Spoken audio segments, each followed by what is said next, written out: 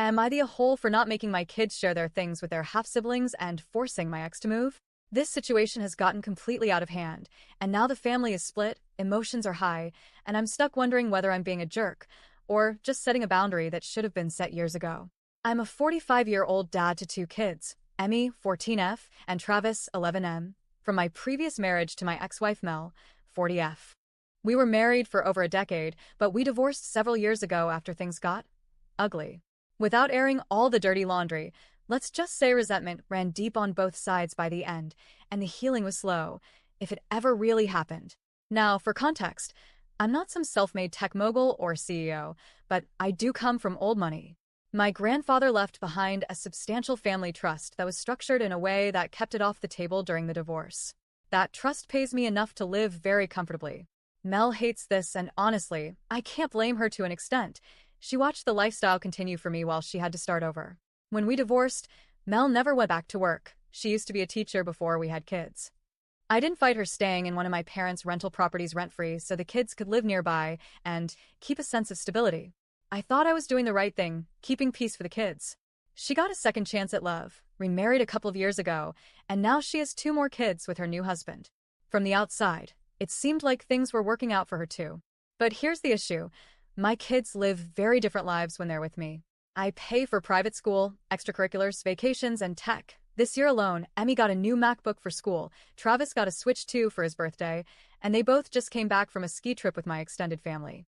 Meanwhile, their half-siblings live in a household that, to put it bluntly, is struggling. And it's not because they're lazy people, it's just that Mel and her husband haven't gotten back on their feet financially, and that resentment they feel? It's trickling down. Lately, my kids have been refusing to bring any of their stuff over to Mel's. They don't feel safe doing so. Travis's old PS4 got mysteriously broken after a visit. No one ever confessed, but it didn't work again. Emmy's noise-canceling headphones came back with one earpiece snapped. Her Switch mysteriously vanished for 2 weeks and then turned up in her half-brother's room. Stuff like that. Eventually, they stopped wanting to bring anything with them to their moms. And then, when Mel noticed that they were keeping their new stuff at my house, she flat-out banned them from bringing any gifts or electronics to her place. It causes jealousy, she said. But what that really meant was, if your stuff makes your half-siblings feel bad, just leave it behind. And now, the kids don't want to be there. I mean, how many 11 and 14-year-olds want to go stay somewhere where they're told to leave their things behind and walk on eggshells so their younger siblings don't throw tantrums? They're not allowed to talk about vacations, presents, or anything remotely nice, without Mel or her husband scolding them. It's like they're being punished for having things their half-siblings don't. So they've been spending more time with me. That's when the dominoes started falling. Mel, who hadn't pushed for child support before, is now filing for it.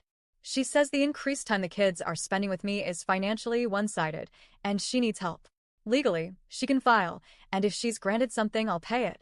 No argument there. But this isn't about money, it's about control and resentment. In the middle of all this, my parents decided to step in. After hearing about the back and forth and the stress it's caused the kids, they told Mel that come September, she would need to start paying rent. Not even full market rent, just some contribution to the property she's lived in for free for years. Suddenly, she's panicking, saying she can't afford it, and claiming that we're forcing her to move out of state, even though she legally can't take the kids with her if she does. Now she's in crisis mode. She's angry, claiming we've destabilized her life and are punishing her for being poor. But here's what I keep coming back to. For years, I let her live rent-free, didn't push on custody terms, didn't take issue with how she ran her household. I figured she'd land on her feet eventually. But it seems like the only plan she had was to keep leaning on me financially while criticizing how I parent and support the kids. I'm not trying to be cruel here. I get it, life is tough. But at what point does it stop being my problem that her household isn't stable? I'm not going to punish my kids or tell them to water down their lives just to keep things equal between homes. That's not how life works. Should I help more? Maybe. But I'm tired of the expectation that I should. I'm tired of watching my kids feel guilty for having a decent life with me just because it makes their mom uncomfortable. Mel says I'm teaching them to be selfish, that I'm creating division. But what I'm really doing is showing them that it's okay to set boundaries, even with family. Still, part of me wonders if I'm being too hard on her. Maybe I am being dismissive of how hard her situation is. Maybe I'm not giving enough thought to how this is affecting my kids emotionally, being caught between two very different worlds.